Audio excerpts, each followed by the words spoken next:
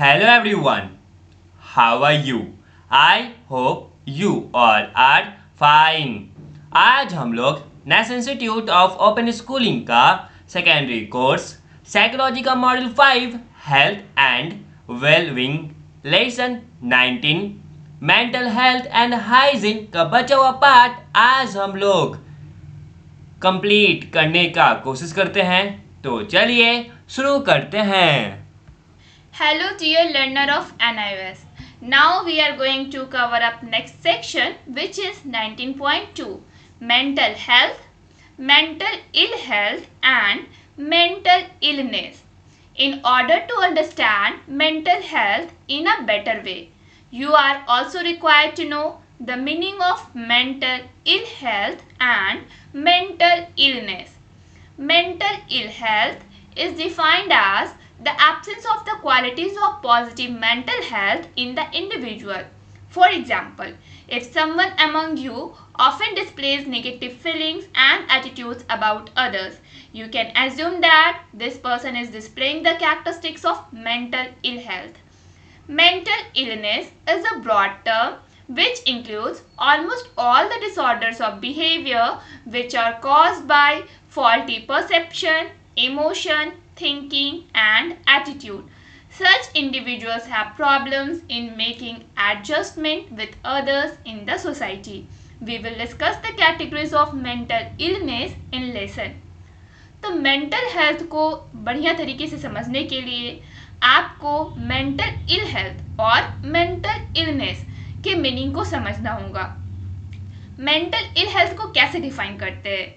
इसमें एब्सेंस होते हैं वो क्वालिटीज़ जो कि पॉजिटिव मेंटल हेल्थ में के लिए ज़रूरी है। मीन्स एक इंडिविजुअल है, उसके जो भी पॉजिटिव मेंटल हेल्थ है उस वही क्वालिटीज़ उसमें एब्सेंस है। एग्जाम्पल के लिए अगर कोई आकर के दूसरों के बारे में क्या बताता है, डिस्प्लेस करता है उसका नेगेटिव फीलिंग्स और एटीट्यूड्स दूसरों के बारे में, कि वो जो बंदा है आपको पूरा उसके बारे में पूरा नेगेटिव ही बातें करेगा, तो आप एज्यूम कर लोगे कि ये जो पर्सन है वो क्या डिस्प्ले कर रहा है, मेंटल इल हेल्थ का कैरेक्टरिस्टिक्स। अगर हम लोग मेंटल इलनेस की बात करें तो ये एक ब्रॉड टर्म है जिसमें जो भी डिसऑर्डर्स है वो किससे रिलेटेड है, एक इंडिविजुअल के बिहेवियर से रिलेटेड है, जो कि किसके द्वारा ऐसा बिहेवियर उसका बन जाता है, फॉल्टी परसेप्शन, उसके इमोशन, उसके थिंकिंग और उसके एटीट्यूड की वजह से। ऐसे जो इंडिविजुअल्स होते हैं उनको बहुत ज़्यादा समस्या होती है किस चीज़ में, अपना वो एडजस्टमेंट सोसाइटी में नहीं कर पाते दूसरों के साथ और हमेशा बस निगेटिव बातें ही सोचते हैं। ठीक है, और हम लोग इस चीज़ को मेंटल इलनेस की कैटेगरीज को इस लेसन में डिस्कस करेंगे। उससे पहले यहाँ पे टेक्स्ट क्वेश्चन 19.2 दिया गया है, आप इसको सॉल्व करें। Now we are going to cover up section 19.3 indicators or signs of poor mental health. As human beings, we are required to maintain sound mental health. However, we develop certain behaviors and habits which can lead to a poor state of mental health. Such behaviors range from mild irritation to severe forms of anxiety and depression. The main behaviors which indicate poor mental health are as follows. First one is haphazard and disorganized daily life routine, and the second one is short-tempered and irritating behavior.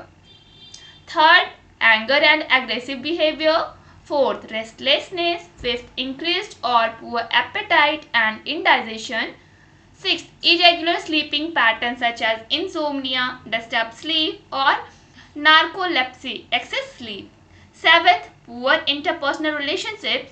Eighth, anxiety and worry. Ninth, negative attitude towards self and others. 10th, withdrawing from relationships. 11th, irregular and abnormal psychological conditions, example blood pressure, heart palpitation and pulse rate. 12th, excessive use of drugs, example alcohol, tranquilizers and hallucinogens. 13th, cigarette smoking and use of tobacco in other forms. तो हम लोग देखेंगे कि जो हम लोग as human beings हम लोगों के पास क्या रिक्वायरमेंट है कि हम लोगों का जो मेंटल हेल्थ हो वो बहुत बढ़िया से मेंटेन हो। हम लोग कुछ सर्टेन बिहेवियर्स और हैबिट्स को डेवलप कर लेते हैं जो हमारे मेंटल हेल्थ के लिए बहुत ही गलत साबित होता है बाद में जाकर। ऐसे जो बिहेवियर्स होते हैं वो माइल्ड इरिटेशन मीन्स कुछ आपको चिड़चिड़ापन कुछ हद तक आपको चिड़चिड़ापन बता देते हैं कि आप छोटी सी बातों पे चिढ़ जाते हो, और कभी कभी ये आपको एंग्जाइटी और डिप्रेशन में तक डाल देता है। जो मेन बिहेवियर्स है जो कि हमारे पुअर मेंटल हेल्थ को इंडिकेट करता है वो क्या है कि आपका जो डेली रूटीन है वो डिसऑर्गेनाइज्ड है या हाफाजत है। मीन्स आप उस चीज़ को, जो भी आपका डेली रूटीन है वो आपके लिए तय नहीं है, आप एक दिन में कभी भी कुछ भी कर लेते हो। दूसरा क्या है कि आपका जो आप में इरिटेटिंग बिहेवियर, आप छोटी छोटी बातों से चिढ़ जाते हो और आप शॉर्ट टेम्पर हो, मीन्स छोटी छोटी बातों पे आप भड़क जाते हो। ठीक है, अगर आपका जो बिहेवियर है, आप किसी भी बात पे जल्दी गुस्सा हो जाते हो और एग्रेसिव हो जाते हो, आपको रेस्टलेसनेस फील होता है, या फिर आपका जो भी एपेटाइट है बहुत ज़्यादा पुअर है, आपको इंडाइजेशन की समस्या है, स्लीपिंग पैटर्न कैसा है, इरेगुलर है, आप एक जैसा नहीं सोते हो, मीन्स डेली कभी भी किसी भी टाइम पे सो जाते हो जैसे कि इंसोम्निया में होता है।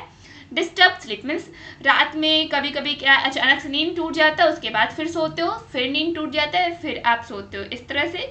या फिर नार्कोलेप्सी, ये इसमें क्या होता है कि इसमें जो इंडिविजुअल होता है वो बहुत ज़्यादा सोता है। ठीक है, जो इंटरपर्सनल रिलेशनशिप है वो खराब है, या फिर आपको किसी चीज़ के बारे में बहुत ज़्यादा चिंता है, आप उसके बारे में बहुत ज़्यादा सोचते हो, अपने बारे में और दूसरों के बारे में आपका जो एटीट्यूड है वो निगेटिव है, आप रिलेशनशिप्स को निभा नहीं पाते हो, उसे तुरंत विड्रॉ कर लेते हो, उससे बाहर जाने की कोशिश करते हो, आपका जो साइकोलॉजिकल कंडीशंस है वो इरेगुलर और एबनॉर्मल है, जैसे कि blood pressure, heart palpitation and pulse rate.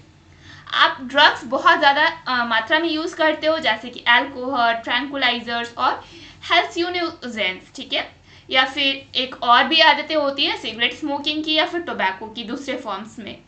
ये द अबव में cause threat to mental health. If an individual is frequently involved in such behaviors or remains in a particular state for a long period, then it is more likely that he or she may develop various kinds of mental disorders. तो ये ऊपर में जितने भी reasons दिए गए थे, 13 reasons हम लोगों ने पढ़े, तो ये जो 13 कारण जो है वो मेंटल हेल्थ के लिए हमारे खतरा है। ठीक है, ये हमारे लिए खतरनाक साबित होता है। कैसे कि अगर एक जो इंडिविजुअल है वो फ्रिक्वेंटली इन सब बिहेवियर्स में इन्वॉल्व रहता है या फिर पार्टिकुलर स्टेट में एक लॉन्ग पीरियड तक रहता है, तो हो सकता है कि उसके अंदर अलग अलग प्रकार के मानसिक रोग आ जाए, मेंटल डिसऑर्डर्स से वो ग्रसित हो जाए। Now here is in text questions 19.3. Try to solve both of these questions. Well, chapter अभी कंप्लीट नहीं हुआ है। नेक्स्ट वीडियो में नेक्स्ट टॉपिक कवर अप होगा। तब तक के लिए इस चैप्टर का इंटेक्स्ट क्वेश्चन बनाने का प्रयास करें और साथ ही साथ इस चैप्टर को पढ़ने और समझने का प्रयास करें। That's all for today. Thank you everyone.